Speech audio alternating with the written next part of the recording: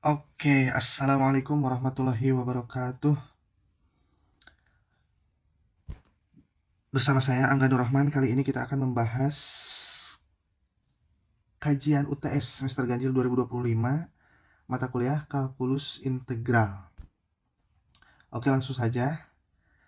Pada kesempatan kali ini kita akan mempelajari yang pertama teknik substitusi trigonometri, yang kedua itu integral pada suatu fungsi.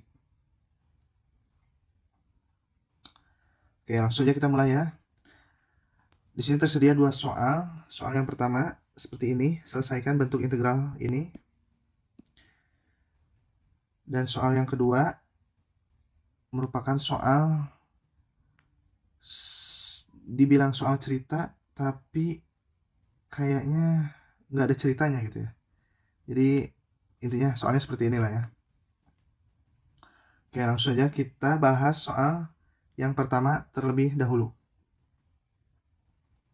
Soalnya selesaikan integral dari dx per akar x kuadrat dikurangi 6x tambah 10.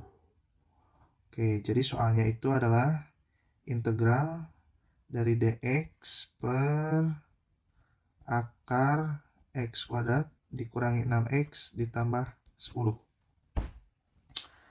Oke, sekilas mungkin ini tampak agak sulit gitu ya. Tapi mengingat di sini ada akar, kemungkinan besar menuju atau bisa diselesaikan dengan substitusi trigonometri. Karena ada identitas yang membuat bentuk dalam akar itu menjadi kuadrat, akhirnya bentuk akarnya itu jadi hilang gitu ya. Oke, selanjutnya bagaimana? Di bentuk ini, dalam akar ini juga tidak bisa difaktorkan gitu ya, sulit untuk kalau difaktorkan. Tapi bagaimana? Kita coba x min 3 kuadrat. Nah, kalau bentuk ini dibongkar, itu hasilnya jadi x kuadrat dikurangi 6x ditambah 9. Nah, sehingga karena di sini tambah 10, berarti kita harus menambah 1 di sini. Sehingga ini jadi tambah 10. Oke, kita ubah bentuknya jadi integral dx per akar x min 3 kuadrat ditambah 1. Nah, bentuk kuadrat lalu ditambah 1 itu dalam trigonometri ada sebuah identitas, yakni tan kuadrat theta ditambah 1 itu sama dengan sekan kuadrat theta. Nah, jadi kita perlu mensubstitusi x min 3 ini dengan tan theta. Oke, kita lanjut ya. Misalkan x min 3 itu sama dengan tan theta. Maka x itu sama dengan tan theta ditambah 3. Sehingga dx-nya sama dengan turunan dari tan theta itu sekan kuadrat theta, turunan dari 3 itu 0 ya. Sehingga bentuk integral ini kita bisa ubah menjadi dx-nya itu berarti sekan, ini d theta ya, sekan kuadrat theta per akar tan kuadrat theta plus 1 d theta. Sehingga bentuk ini menjadi integral sekan kuadrat theta per akar sekan kuadrat theta d theta. Oke, lanjut.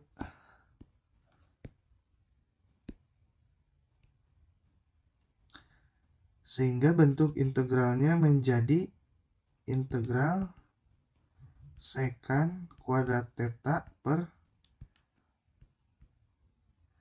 akar dari sebuah bilangan kuadrat berarti tinggal sekant theta, d theta. Sehingga sekant kuadrat dibagi sekant berarti tersisa sekant theta, d theta. Oke, integral dari sekant theta itu adalah ln mutlak sekant theta ditambah tan theta plus C. Nah, mungkin ini bagian yang harus sedikit dihafal ya, karena pembuktiannya cukup panjang. Tadi kita misalkan tan theta itu dengan X min 3. Sehingga kita bisa, dan kita sekarang perlu sekant theta. Sehingga kita perlu menggambarkan pada sebuah segitiga siku-siku. Misalkan ini theta, dan tan theta itu berarti depan samping. X min 3, sampingnya berarti 1. Sehingga garis miringnya adalah akar dari X min 3 kuadrat ditambah 1 kuadrat. Sama dengan X kuadrat dikurangi 6X ditambah 9 ditambah 1. Sehingga X kuadrat dikurangi 6X ditambah 10. Jadi panjang sisi miringnya itu X kuadrat dikurangi 6X ditambah 10. Oke. Sekant itu adalah 1 per cos. Cos itu samping per miring. Samping per miring. Karena 1 per cos berarti miring per samping. Sehingga sekant theta itu miring per samping. Akar X kuadrat dikurang 6X tambah 10 per 1. Ya udah, berarti nggak usah ditulis apa-apa. Sehingga jawabannya adalah ln mutlak sekant theta itu akar dari X kuadrat dikurangi 6X tambah 10 ditambah tan theta itu X min 3 ditambah C. Oke, jadi jawabannya adalah seperti ini. Oke, kita lanjut ke nomor 2 ya. Nomor 2 itu adalah diketahui suatu kurva. Ini turunan kedua ya. Dan berlaku F turunan pertama 2 sama dengan 15. Dan F negatif 1 sama dengan 10. Tentukan persamaan fungsi fx. Oke, jadi kita perlu mengintegralkan fungsi ini sebanyak 2 kali. Oke, langsung saja ya. Kita tuliskan fungsi turunan keduanya itu adalah 12x kuadrat dikurangi 6x. Sehingga jika kita mengintegralkannya sekali, maka akan menjadi turunan pertama. Dan ini jadi integral dari 12x kuadrat dikurangi 6x. Sama dengan 1 per 3 dikali 12x pangkat 3 dikurangi 1 per 2 dikali 6x kuadrat plus C. Sama dengan 4x pangkat 3 dikurangi 3x kuadrat plus C. Nah, tadi diketahui ini f aksen X ya. Tadi diketahui f aksen 2 itu adalah 15. Jadi kita tulis f aksen 2, maka di sini X-nya juga berubah. Jadi 2 ya. Kita substitusi dengan 2. 3, 2 kuadrat ditambah C. Itu 15. Sehingga 4 kali 2 pangkat 3 itu 8. 3 kali 2 pangkat 2 itu 4. Tambah C. 32 dikurangi 12 ditambah C sama dengan 15. Ini jadi 20. 15 tambah C. Sehingga C sama dengan negatif 5. Oke, selanjutnya kita, jadi kita dapatkan fungsi f aksennya itu adalah f aksen x-nya itu adalah 4x pangkat 3 dikurangi 3x kuadrat dikurangi 5, karena c-nya adalah negatif 5. Oke, selanjutnya kita perlu mengintegralkan fungsi ini sekali lagi, sehingga didapatkan fx sama dengan integral dari 4x pangkat 3 dikurangi 3x kuadrat dikurangi 5. Oh ya, ini lupa dx ya. Dx.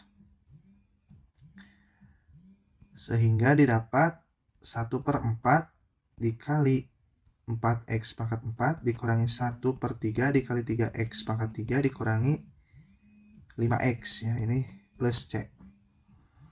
Sehingga didapatkan fx itu x pangkat 4 dikurangi x pangkat 3 dikurangi 5x ditambah c.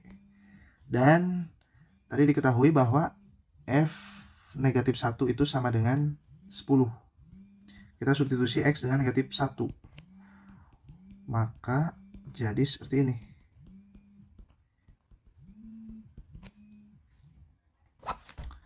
Ditambah c.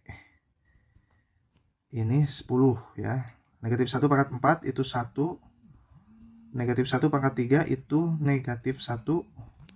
Negatif 5 dikali negatif 1 itu positif 5. 1 dikurangi negatif 1 itu 2. 2 tambah 5 itu 7. Tambah c sama dengan 10. Sehingga c sama dengan 3. Sehingga kita dapatkan fungsi fx-nya itu sama dengan x pangkat 4 dikurangi x pangkat 3 dikurangi 5x ditambah 3. Oke, jadi seperti itu. Oke, sekian. Terima kasih. Sampai jumpa di pertemuan. Wassalamualaikum warahmatullahi wabarakatuh.